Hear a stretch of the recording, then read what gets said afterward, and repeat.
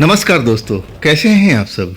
उम्मीद करता हूं कि आप लोग भी राजी पूर्वक होंगे। चले दोस्तों, आज की कहानी की सफर पर। दोस्तों, आज की कहानी बिहार की है, साल 2014। ये कहानी भेजे हैं, उनका नाम है दिनेश। और ये कहानी जो उनके साथ में बनी थी, उनका सगा भाई, बड़ा भाई, जिनका नाम था सुरेश। सुरेश के साथ में अब ऐसी बात हो रही थी, दिनेश समझ नहीं पा रहे थे और ना ही परिवार के लोग समझ रहे थे कि आखिर सुरेश को क्या हो गया है। लेकिन जब दिनेश को अब इस बात की जानकारी मिलती है कि मेरे बड़े भैया के साथ में ये सब चल रहा है, तब उनका दिल दहल जाता है। तो क्या घटा था, क्या हुआ था सुरेश के साथ में?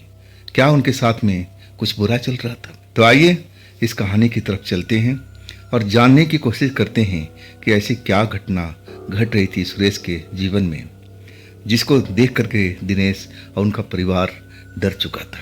दोस्तों, ये साल जो था ना 2014 का। मेरा नाम है दिनेश और मैं गांव में रहने वाला, बिहार का, और हमारा जो खेती बाड़ी का ही मेन काम था। मैं भी अब बड़ा हो चुका था। अब मेरे बड़े भाई जो थे मेरे से 3 साल बड़े थे, लेकिन अभी शादी ब्याह अभी हम दोनों में से किसी का नहीं हुआ था। और मेरे जो पिता थे खेती बाड़ी का काम करते थे, लेकिन अब धीरे धीरे अब वो थकते जा रहे थे। मेरी 3 बहन थी और सबकी शादी हो चुकी थी और लास्ट में हम लोग दोनों भाई थे। अब एक तरह से कहूँ ना कि सब जिम्मेवारी मेरे बड़े भाई के कंधे पर आ गई थी।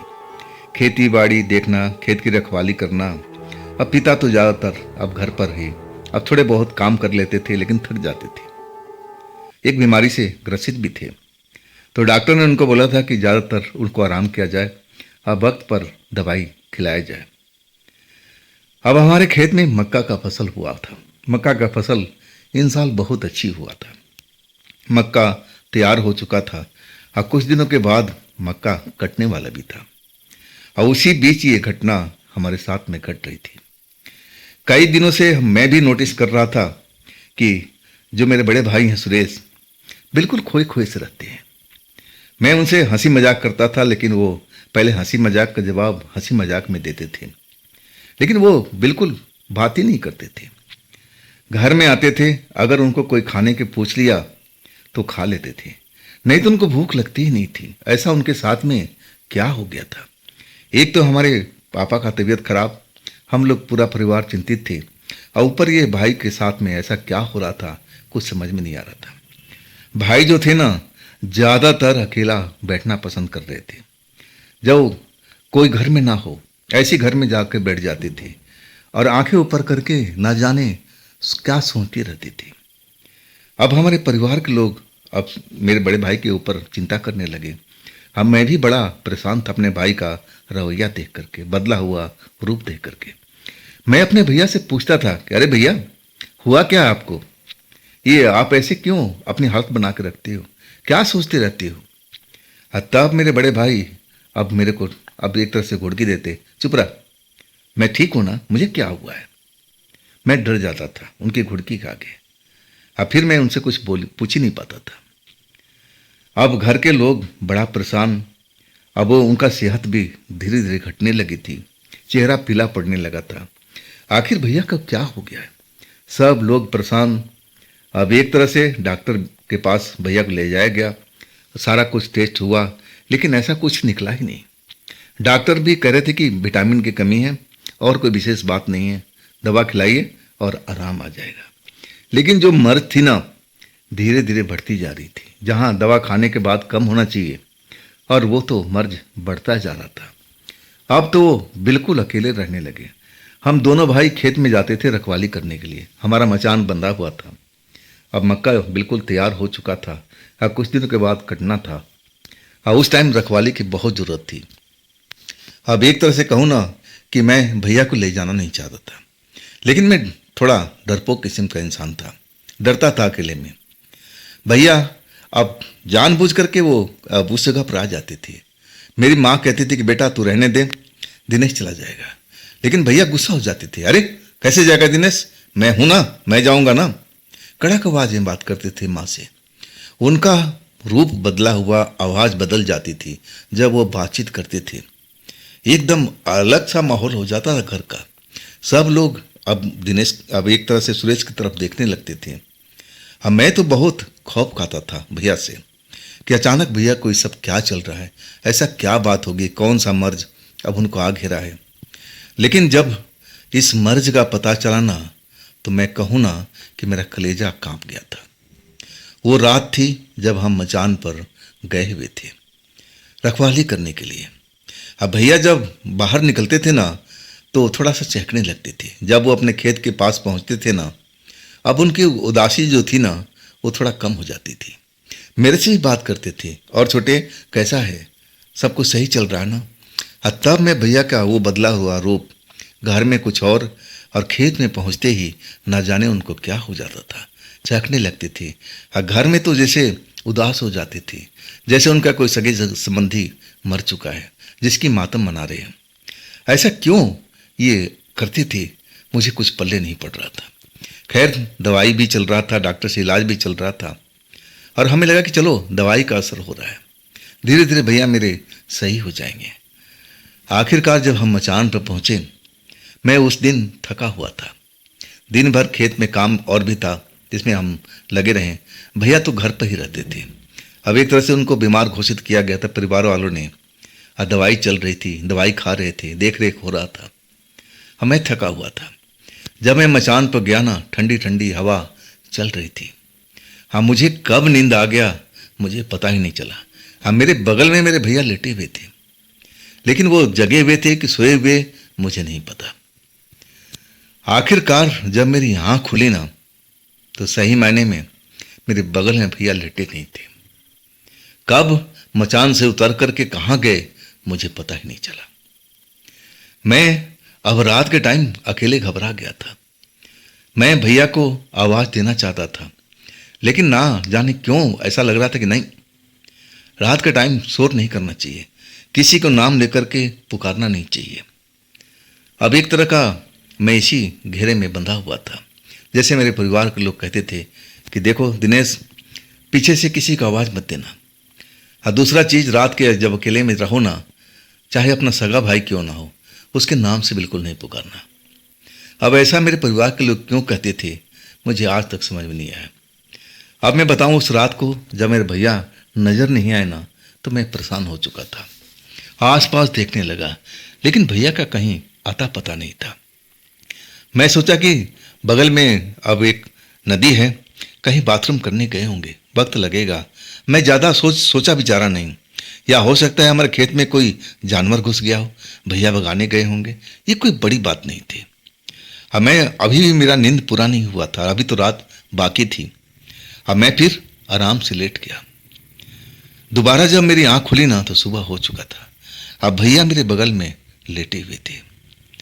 जब मैं अपने भैया को अब नज़दीक पाया, तब मुझे थोड़ा अच्छा लगा कि रात में भैया जरूर जानवर को भगाने गए होंगे, या फिर नदी के किनारे बाथरूम करने गए होंगे, यही हो सकता है। जब सुबह हम लोग जगे, तब मैंने भैया से पूछा कि भैया, मैं आधी रात के उठा था तो आप मचान पर नहीं थे, कहाँ गए थे। भैया मेरी तरफ घूर कर देखने लगे। कहने लगे मैं तो मचान पर ही था, मैं तो कहीं गया ही नहीं। मुझे लगा कि भैया मजाक कर रहे हैं। मैं कहने लगा, भैया छोड़ो ना मजाक की बात, बताओ सही में बात क्या था। तब वो कहने लगे, नहीं छोटे, मैं कहीं नहीं गया था, मैं तो मचान पे ही तेरे बगल में सो रहा था, सारी रात अपने मचान पर सोया हूँ। मुझे मजाक ही लगा था, मैं भी उस बात को मजाक में ले लिया, चलो कोई बात नहीं। फिर अगली रात को हम फिर मचान पर आए। आज मैं नींद पूरा कर लिया था, थकावट भी कुछ कम थी, तो कुछ देर हम भैया से बात करते रहे। फिर बात करते करते मुझे झपकी आने लगी। भैया कहने लगा, अरे सो रहा है क्या दिनेश। मैं बोला कि हाँ भैया, चल सो जा, मैं जाग रहा हूँ। आखिरकार मैं सो चुका था। अब भैया जाग रहे थे, खेत की रखवाली कर रहे थे। जब मेरी आँख खुली ना, बाकी में भैया थे नहीं, कल की रात की तरह। मैं घबरा गया, लेकिन आवाज़ नहीं दिया। भैया जानवर को भगाने गए होंगे, या हो सकता है बाथरूम करने गए होंगे नदी किनारे। दो ही कारण हो सकता है। अब मेरी नींद खुल चुकी थी। मैं इंतज़ार करता रहा कि अब भैया आएंगे, अब आएंगे, अब आएंगे। आधा घंटा, 1 घंटा, 1.5 घंटा, आखिरकार 2 घंटा बीता। तब भैया अब खेत में से नजर आए, चलते हुए आ रहे थे।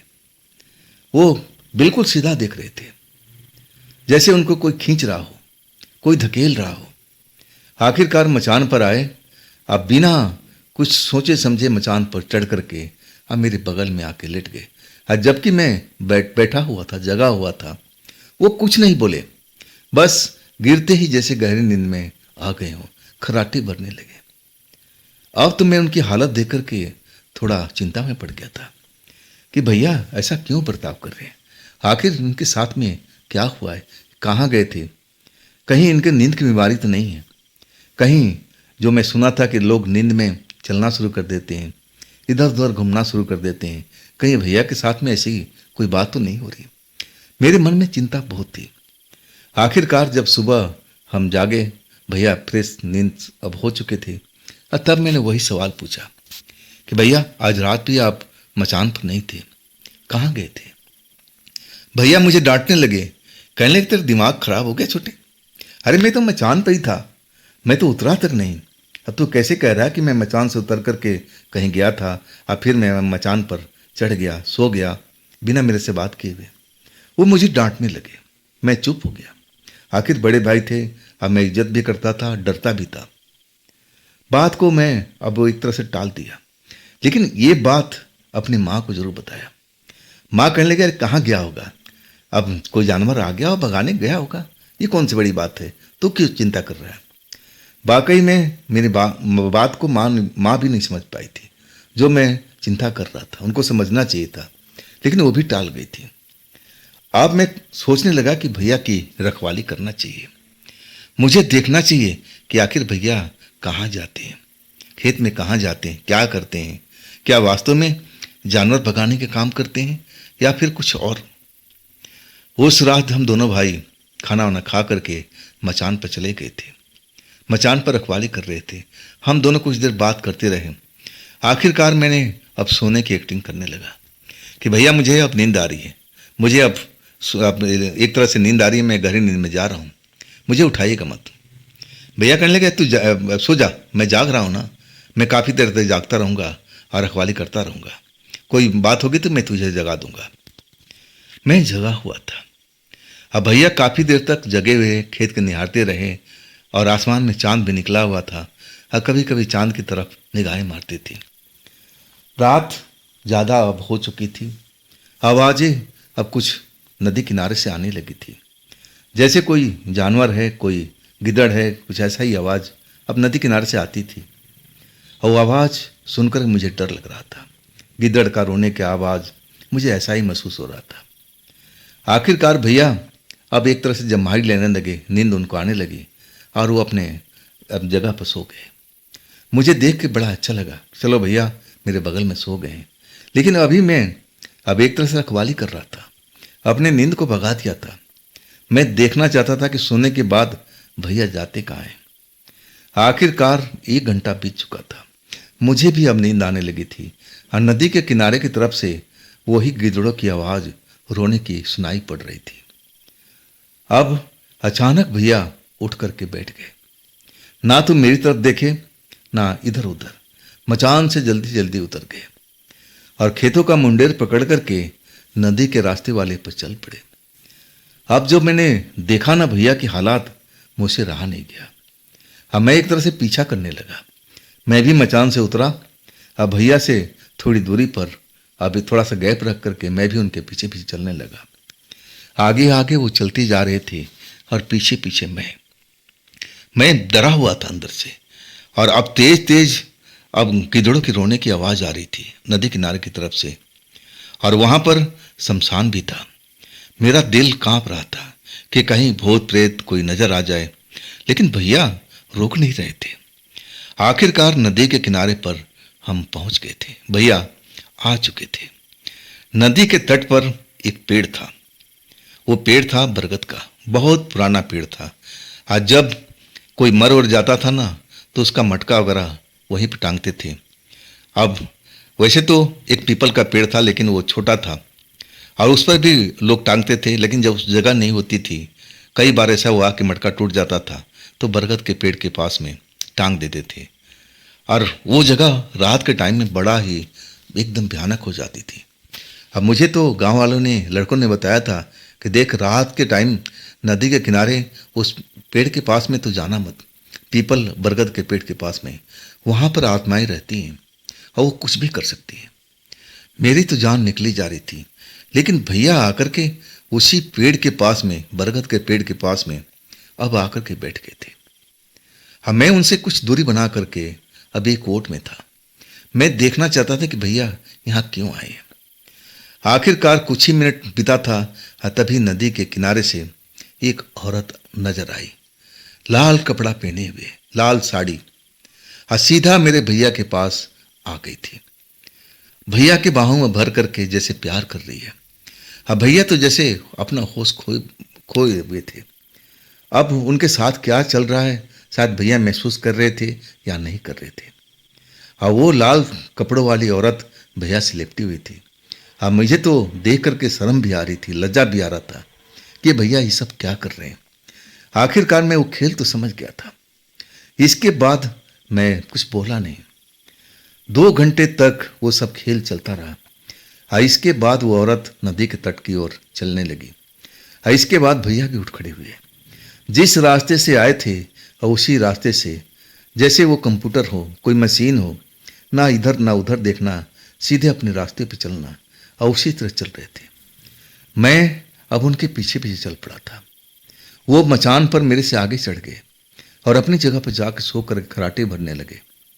अब मैं एक तरह से डरा हुआ था। अब मुझे काहे की नींद आने लगे। मैं मचान पर तो गया, लेकिन सारी रात जगा रहा। मैं भैया का चेहरा देख रहा था, भोला चेहरा। अब बिल्कुल खराटे भर रहे थे, नींद में थे, जैसे उनके साथ कुछ हुआ ना हो, कहीं गए नहीं हो, बिल्कुल इसी मचान पर आराम कर रहे हो। जैसे ही सुबह हुआ ना, भैया जागे और मैं पूछ ही बैठा कि भैया आज रात को तो कहीं नहीं गए थे। भैया मुझे डांटने लगे, कहने लगे छोटे तू हर सुबह में मेरे से यही सवाल पूछता है।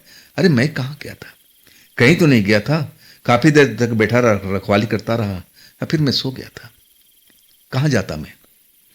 ये बात अपने दिल में छिपाए रखा। मैं बिल्कुल नहीं बोला कि मैं आपका पीछा किया था, नदी के तट तक गया था, और जो मैंने देखा वो मैं ही जानता हूँ। आखिरकार हम घर पहुंचे। मैं जा करके माँ को अब पूरी बात बताई।